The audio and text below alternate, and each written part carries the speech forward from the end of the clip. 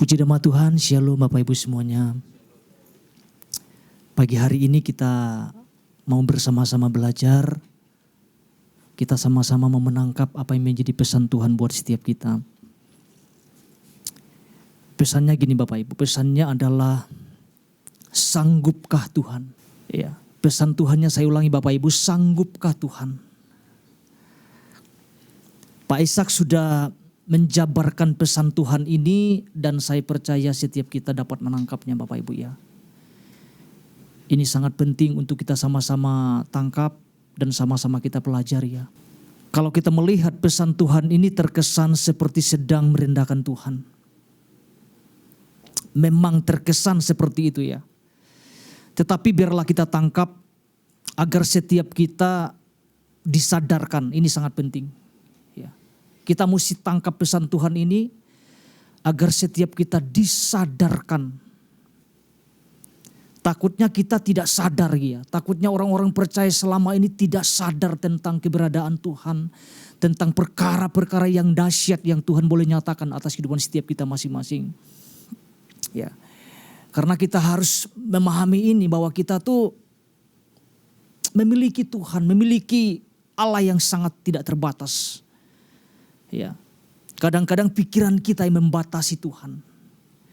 Kadang-kadang cara pandang kita itu membuat kita memandang Tuhan sangat terbatas. Ya. Ya, karena kalau kita belajar dari Alkitab Bapak Ibu ya kan, apa yang terjadi ya di atas semua apa yang ada sekarang itu ciptaan siapa kira-kira Bapak Ibu? Masakan kita mempertanyakan adakah Tuhan kan gitu kan. Tapi biarlah ini kita tangkap Bapak Ibu ya. Pak Ishak sudah menjabarkan, saya percaya kita sudah menangkap ini dan kita bisa mengambil keputusan bahwa jangan sampai terlintas lagi pertanyaan itu dalam kehidupan setiap kita ya. Karena gini Bapak Ibu, tanpa sadar pertanyaan ini sering muncul di benak sebagian orang percaya ya. Termasuk saya Bapak Ibu ya. Secara pribadi ya. Pertanyaan ini muncul. Kadang-kadang suka muncul. Tanpa sadar suka, adakah Tuhan gitu kan. Sanggupkah Tuhan. Tuhan itu ada apa enggak. Ya. Pada saat kapan ini muncul? Ya mungkin pada saat seseorang sedang menghadapi situasi sulit mungkin ya. Ya mungkin ya dalam ekonomi gitu ya. Apalagi ada tunggakan ya kan. Tuhan Yesus ya kan. Sanggupkah Tuhan? Ya ini mau bayar sekolah nih. Sanggupkah Tuhan? Kadang itu muncul. Ya. Kalau nggak bayar anak ini keluar ini. Kadang-kadang ada situasi seperti itu kan. Orang-orang percaya hadapi seperti itu. Jatuh tempo nih. Ya. Pada saat kapan lagi? Pada saat mungkin gak kunjung sembuh. Ketika seseorang sedang mengalami situasi yang sulit itu. Kapan Tuhan? Kapan mujizatnya? Kapan kesembuhan terjadi? Ya secara manusia pasti terlintas di dalam pikiran manusia, dalam benak manusia ya. Ya. Mungkin juga pada saat sedang menghadapi persoalan keluarga yang rumit.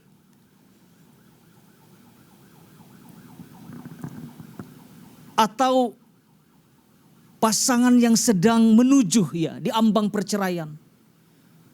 Udah tiap-tiap ribut cerai. Tiap-tiap ribut cerai itu udah rumit itu. Tapi mungkin ada satu sisi bergumul, Tuhan kapan Tuhan pulihkan gitu. Ya. Cepat atau lambat Tuhan pasti jawab. Gitu ya. Atau juga sedang mengharapkan sesuatu dari Tuhan tapi gak kunjung digenapi gitu ya. Nah, sebelum kita masuk jauh Bapak Ibu, kita akan melihat satu contoh di Alkitab. Memang tidak ada pernyataan sanggupkah Tuhan, tapi dari ketawa seseorang itu sedang mempertanyakan Tuhan sanggup gak sih? Karena main logika. Ya. Salah satu contoh yang kita lihat adalah Sarah. istri Abraham. Sarah tertawa ketika Tuhan mengatakan tahun depan kamu akan punya anak. Kamu akan melahirkan nanti.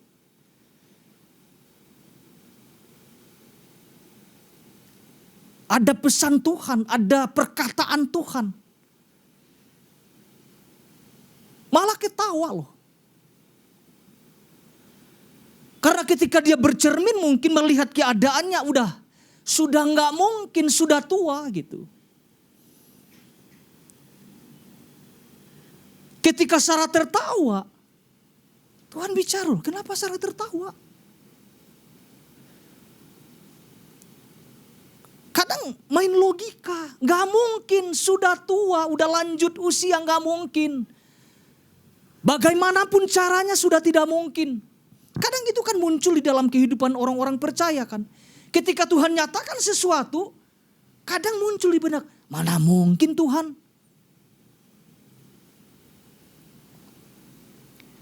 Sarah tertawanya itu bukan karena bahagia, tertawa ngeledek.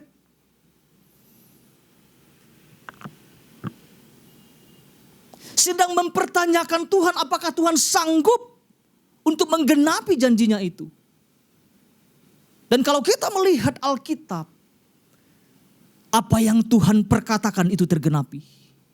Tapi masalahnya ini kan, pikiran, hati yang yang kecil, otak yang kecil, kita tidak bisa memahami cara Tuhan bekerja. Tetapi waktu Tuhan berfirman, pasti dia akan menggenapinya di dalam kehidupan setiap kita. Kadang ini kan muncul Tuhan, gak mungkin Tuhan. Sudah gak ada jalan Tuhan. Sudah kusut ini, udah kusut. Udah gak bisa. Kalau Tuhan katakan tahun depan bagaimana? Kalau Tuhan bilang saat ini atau minggu depan atau bulan depan akan terjadi sesuatu. Maukah kita percaya? Atau malah muncul meragukan. Tuhan kira-kira sanggup gak gitu? Ya. Nanti Bapak Ibu boleh bisa baca di dalam Kejadian pasal 18 ya.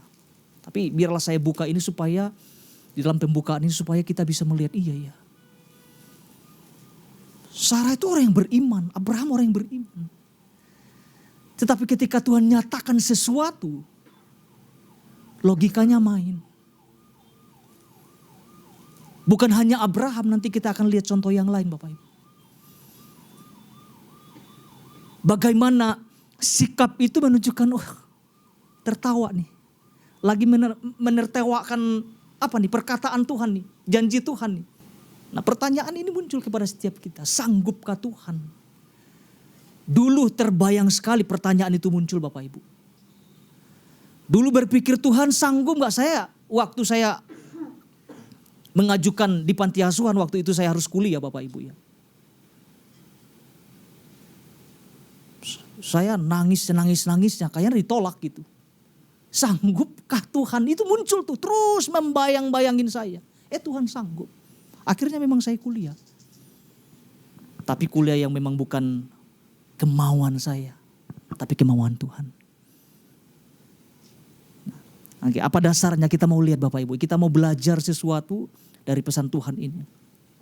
Agar kita bisa menyingkirkan setiap pertanyaan. Ya saya katakan pertanyaan bodoh seperti itu Bapak Ibu ya. Tapi ini penting buat setiap kita. Ya jangan sampai keluar Tuhan ada enggak, itu bodoh itu. Ya. Tuhan sanggup enggak? Aduh hati-hati Bapak Ibu ini Tuhan tuh dahsyat banget. Tuhan tuh ada setiap waktu, bahkan setiap detik Tuhan ada di dalam kehidupan setiap kita. Mazmur 78 ayat 18 sampai 19. Kita akan belajar dari sejarah bangsa Israel Bapak Ibu ya. Apa yang dikatakan di sini Bapak Ibu? Mazmur 78 ayat 18 sampai 19. Dikatakan apa? Mereka mencobai Allah dalam hati mereka dengan meminta makanan. Menurut apa Bapak Ibu? Menuruti nafsu mereka. Ayat 19 mengatakan gini. Mereka berkata terhadap Allah, sanggupkah Allah menyajikan hidangan di padang gurun? Ini rasanya kayak main-main Bapak Ibu ya. Umat-umat Tuhan ini rasanya itu tertutup matanya, tertutup hatinya gitu ya. Tidak bisa melihat dengan secara jelas ya. Kalau kita melihat ayat ini Bapak Ibu ya, kalau kita membaca perikop ini, Tentu ada banyak pelajaran yang berharga yang kita dapatkan ya berkaitan pesan Tuhan ini ya. Tentang kehidupan bangsa Israel. Ada banyak perkara-perkara yang ajaib yang Tuhan telah kerjakan di dalam kehidupan mereka ya. Nah, saya melihat ini Bapak Ibu bahwa rasanya kurang tepat ya. Rasanya kurang pas bagi orang ini. Kita mesti, jangan sampai saya salah juga Pak Ibu ya. Kurang tepat bagi orang yang sudah mengalami, sudah merasakan, sudah menyaksikan berbagai mujizat di dalam kehidupannya. Lalu kemudian gara-gara hawa nafsu muncul pertanyaan, sanggupkah Tuhan? Wajar gak sih? Orang yang sudah mengalami Tuhan, sudah mengalami mujizat, sudah mengalami perkara-perkara yang ajaib, menanyakan seperti itu gitu. Contoh saya mengalami mujizat, saya sembuh nih. Ya. Tapi setelah saya sembuh tanya, Tuhan sanggup gak? Kan hal bodoh. Seharusnya kan pertanyaan itu tidak keluar dari mulut orang-orang percaya. Ya. Ketika menyaksikan, mengalami sendiri tentang mujizat demi mujizat. Saya mau katakan bahwa setiap detik itu mujizat Bapak Ibu. Kalau Tuhan bilang saya ambil napasmu saat ini, kita gak bisa ngapa-ngapain loh.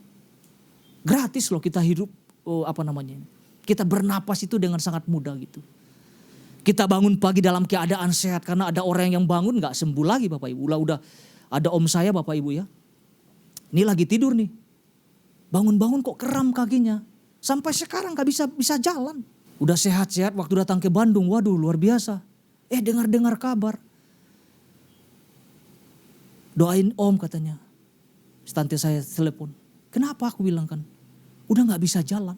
Kan seharusnya kan gak pantas orang-orang percaya yang sudah mengalami kebaikan demi kebaikan Tuhan.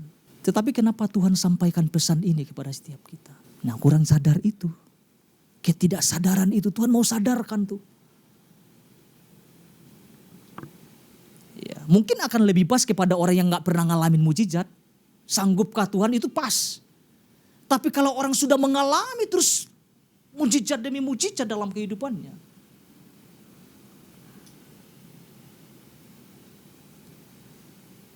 Rasanya gak pas. Makanya Pak Ishak sampaikan setiap kita sudah pernah mengalami mujizat Tuhan kan. Semua kita angkat tangan kok.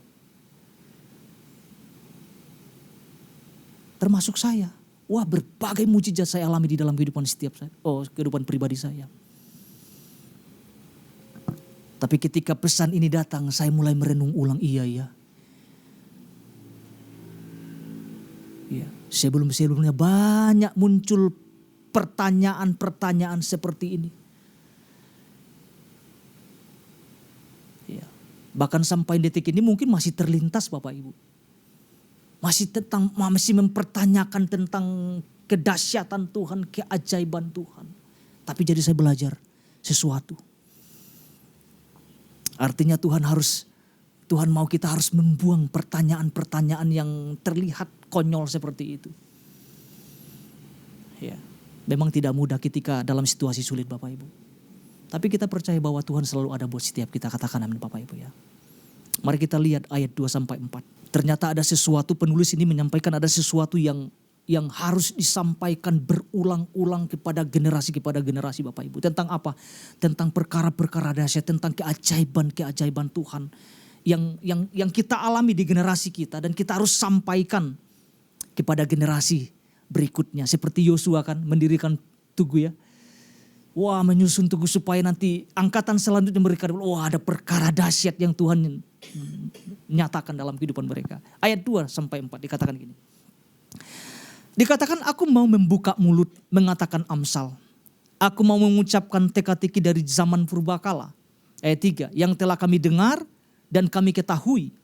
Yang diceritakan kepada kami oleh nenek moyang kami. Ayat 4.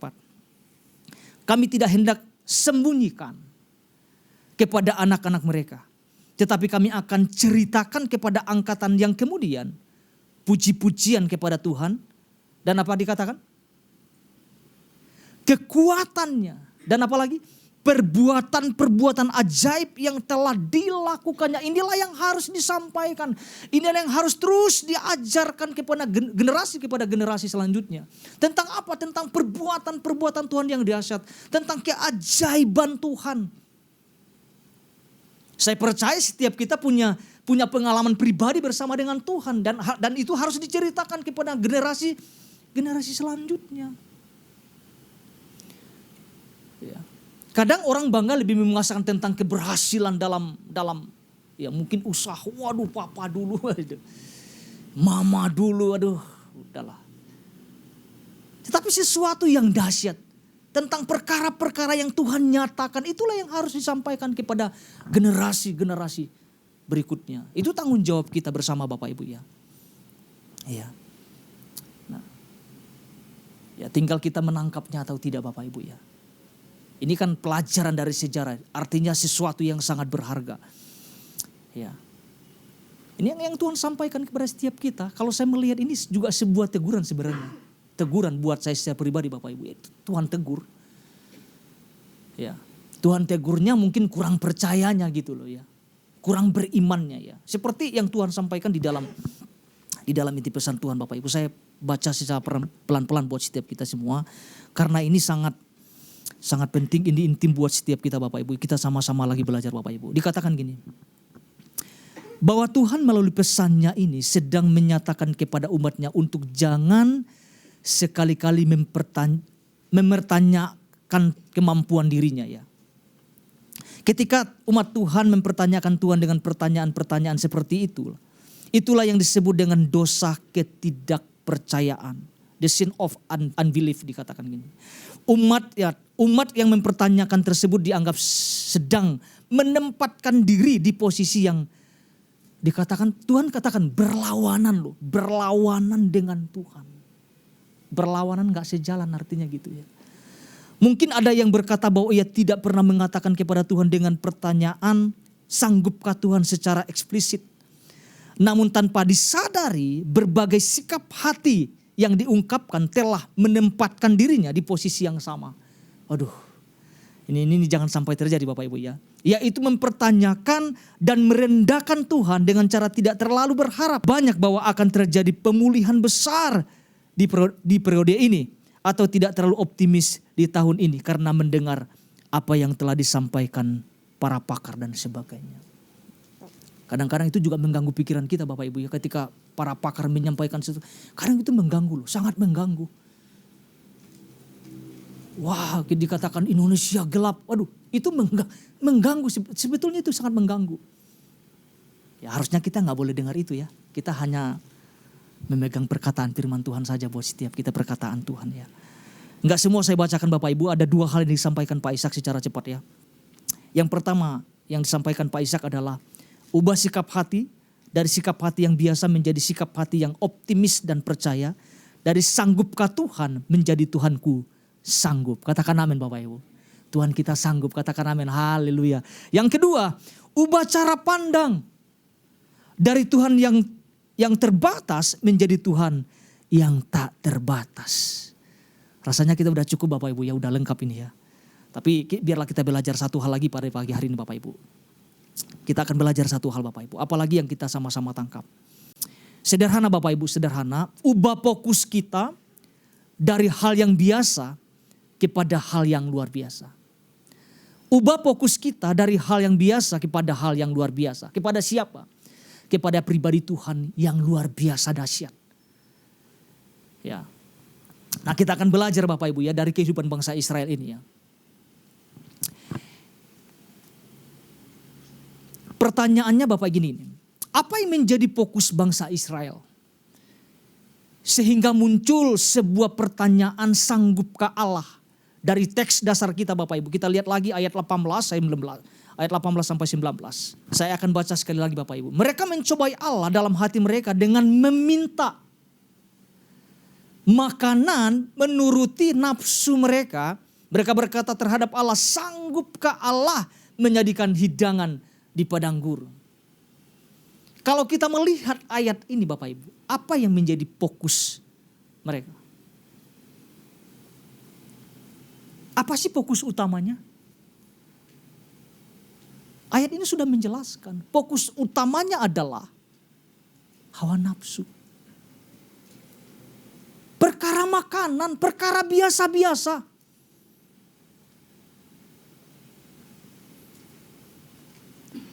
Tetapi perkara ini menutupi mata hati mereka untuk melihat sesuatu yang lebih dahsyat. Jadi muncul sebuah pertanyaan yang seharusnya gak keluar dari mulut orang percaya, tapi itu keluar. Karena apa? Hawa nafsu lebih ditonjolkan. Fokusnya tuh itu. Ya. Kalau mungkin fokus sekarang, fokusnya adalah kesembuhannya, bukan kepada pribadi Tuhannya.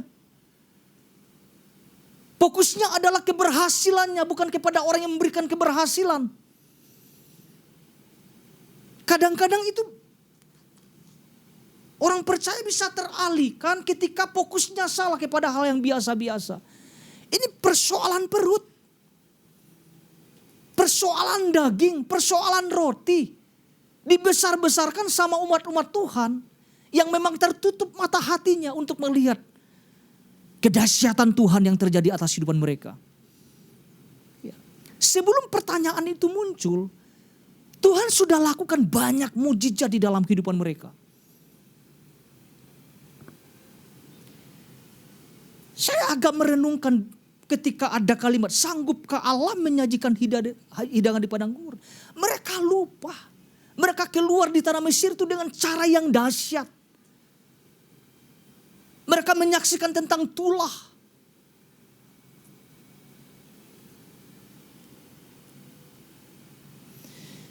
Mungkin Tuhan mengatakan, aduh kamu mempertanyakan sesuatu yang remeh-temeh gitu dikatakan.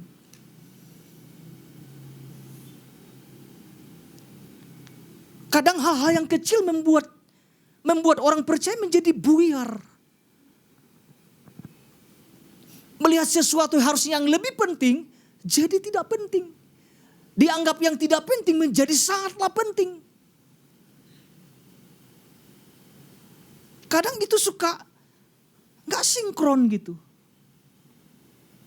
Gak sesuai. Dan pada akhirnya reaksi Tuhan apa? Tuhan marah loh. Tuhan gemas lihat kelakuan orang-orang Israel. Saya takutnya Tuhan lagi gemas Bapak Ibu. Kepada gereja Tuhan hari-hari ini. Takutnya kita terfokus kepada perkara-perkara kecil. Yang buat Tuhan aduh kok sampai kayak begitu ya. Masih untung ketika umat-umat Tuhan bangsa Israel meminta sesuatu. Tuhan tetap nyatakan kesetiaannya loh. Masih syukur Tuhan tidak, maksudnya hujan api di hadapan mereka gitu kan. Masih syukur burung puyuh gitu, roti. Memang dasarnya memang Tuhan sayang gitu makanya. Umat-umat Tuhan melawan, memberontak, tetap Tuhan sayang aja. Aduh, itu betapa dahsyatnya kalau melihat Tuhan kita yang kita sembah itu seperti itu gitu. Kadang kita berbelok arah, Tuhan tuh masih mau arahkan. Bahaya sekali kalau ada degil hati, itu bahaya sekali. Ya. Apa mujizatnya? Kita mau lihat Bapak Ibu ya. Sebentar saya mau bacakan secara cepat ya. Kita lihat ayat 10 sampai 16 Bapak Ibu. Saya baca secara cepat. Supaya kita melihat ternyata sebelum mereka mempertanyakan sesuatu, Tuhan tuh sudah melakukan banyak hal gitu. Dikatakan ayat 10 mengatakan gini. Mereka tidak berpegang pada perjanjian Allah dan enggan hidup menurut Tauratnya. Mengapa? Fokusnya salah. Fokusnya kepada Allah yang kecil-kecil gitu. Yang biasa-biasa. Ayat 11. Mereka melupakan pekerjaan-pekerjaannya dan perbuatan-perbuatannya yang ajaib. Yang telah diperlihatkannya kepada mereka. Mengapa sampai mereka melupakan itu? Fokusnya lagi salah lagi fokusnya. Ayat 12. Di hadapan nenek moyang mereka dilakukannya keajaiban-keajaiban di tanah Mesir, di padang Zoan. Dibelahnya laut, diseberangkannya mereka. Didirikannya air sebagai bendungan. Dituntunnya mereka dengan awan pada waktu siang. Dan semalam suntuk dengan terang api. Dibelahnya gunung batu di padang gurun. Diberinya mereka minum banyak air seperti dari samudra raya. Ini kan sesuatu yang dahsyat. Dibuatnya aliran air keluar dari bukit batu dan dibuatnya air turun sebagai sungai. Sebelum umat-umat Tuhan bertanya, Tuhan sudah lakukan banyak perkara dahsyat. Tapi muncul pertanyaan, sanggupkah? Sanggupkah Tuhan? Ini terlihat memang dekil hati dan bodoh. Dan saya percaya Bapak Ibu, dalam kehidupan setiap kita ada banyak mujizat yang sudah kita alami. Tapi puji Tuhan, Tuhan ingatkan ini, pesan ini Bapak Ibu. Supaya jangan terlintas terus sesuatu yang aneh, sesuatu yang tidak masuk akal gitu ya. Ya. Kalau kita melihat di dalam Matius Bapak Ibu ya, Matius 6 ayat 8. Sebelum kita minta pun sebenarnya Tuhan sudah sediakan loh. Matius 6 ayat 8 mengatakan gini, jadi janganlah kamu seperti mereka. Seperti siapa yang dimaksudkan? Karena Bapakmu mengetahui apa yang kamu perlukan sebelum kamu minta kepadanya. Itulah Tuhan kita tuh. Sebelum kita minta Tuhan sudah sediakan kok. Ya. Tapi kenapa ada fokus-fokus yang salah kepada hal perkara-perkara biasa? Efesus pasal 3 ayat 20a. Efesus pasal 3 ayat 20a mengatakan ini. Bagi dialah yang dapat melakukan jauh lebih banyak daripada yang kita doakan atau pikirkan. Kadang kita terjebak dalam hal ini. Kita banyak nuntut sama Tuhan. Padahal sebelum kita minta atau pikirkan, doakan. Tuhan udah sediakan kok. Jadi pesan yang saya mau sampaikan Bapak Ibu lewat poin ini. Jangan sampai kita fokus kepada hal-hal yang biasa-biasa saja. Biarlah kita fokus kita kepada pribadi Tuhan yang dahsyat. Jadi satu poin ini yang kita dapat belajar Bapak Ibu ya. Saya akan tutup dengan kisah ini Bapak Ibu. Jadi tidak panjang-panjang. Saya percaya kita sudah menangkap apa yang Pak Ishak sampaikan Bapak Ibu ya. Jadi ini sangat penting ya. Saya akan tutup dengan kisah ini Bapak. Kita pernah belajar tentang Zakaria dan istrinya Elisabeth Bapak Ibu ya. Ada sebuah tugas keimaman yang dilakukan oleh Zakaria. Ternyata kalau kita membaca perikopnya, ternyata Elisabeth itu mandul loh Bapak Ibu ya. Elisabeth itu mandul. Artinya gak akan bisa punya anak gitu ya. Satu waktu malaikat Tuhan datang menyampaikan pesan kepada Zakaria. Ya. Kamu akan mempunyai seorang anak nanti. Yang membuat saya mengambil contoh ini Bapak Ibu. Zakaria tuh dengan lantang berbicara. Apa mungkin ya? Apa mungkin bisa ya? Sebab kami sudah tua. Ini sama dengan kisah Abraham dan istrinya. Udah gak akan bisa. Mana mungkin. Apa yang dilakukan Tuhan? Ya, Tuhan membuat Zakaria menjadi bisu Bapak Ibu ya. Karena kalau terus bisa ngomong, itu bicara ngerocos terus itu. Akan terus mempertanyakan Tuhan bisa enggak? Tuhan sanggup enggak? Udah enggak akan bisa. Saya katakan mungkin Tuhan katupkan menjadi bisu. Sampai dengan waktu yang sudah ditentukan sama Tuhan. Harapan saya ketika bangsa Israel ketika ngomong gini, sanggup enggak? Harusnya Tuhan katupkan semua. Jadi ada yang bicara gitu. Zakaria mengalami itu. Dan apa yang firman Tuhan sampaikan itu tergenapi loh Bapak Ibu. Kita boleh lihat sebentar Bapak Ibu di dalam Lukas pasal 1 ayat 18. Sebentar aja Bapak Ibu. Lukas 1 ayat 18. Lalu kata Zakaria kepada malaikat itu, bagaimanakah atau aku tahu bahwa hal ini akan terjadi. Ini alasan terakhirnya. Sebab aku sudah tua dan istriku sudah apa? Logika memang gak masuk. Tapi terjadi gak Bapak Ibu? terjadi. Tuhan hapus tuh pikiran yang negatif-negatif tuh. Tuhan katupkan mulutnya sehingga menjadi bisu. Karena nanti akan banyak muncul pertanyaan-pertanyaan yang aneh-aneh gitu. Dan kita bisa melihat, nanti Bapak Ibu boleh baca selanjutnya. Kuasa Tuhan dinyatakan atas kehidupan Zakaria. Di usia yang tidak memungkinkan. Tidak ada lagi namanya kata sanggupkah Tuhan. Sudah tergenapi kok. Sama hal dalam kehidupan setiap kita. Ketika pertanyaan itu muncul, sanggupkah Allah? Jawabannya sederhana, Tuhan sangat sanggup. Bagi setiap kita umat-umatnya, anak-anaknya tuh. Jadi kita belajar Bapak Ibu ya, kita harus membuang pertanyaan-pertanyaan seperti ini. Kita percaya bahwa Tuhan selalu menyatakan kuasanya atas kehidupan setiap kita masing-masing. Tuhan Yesus memberkati setiap kita.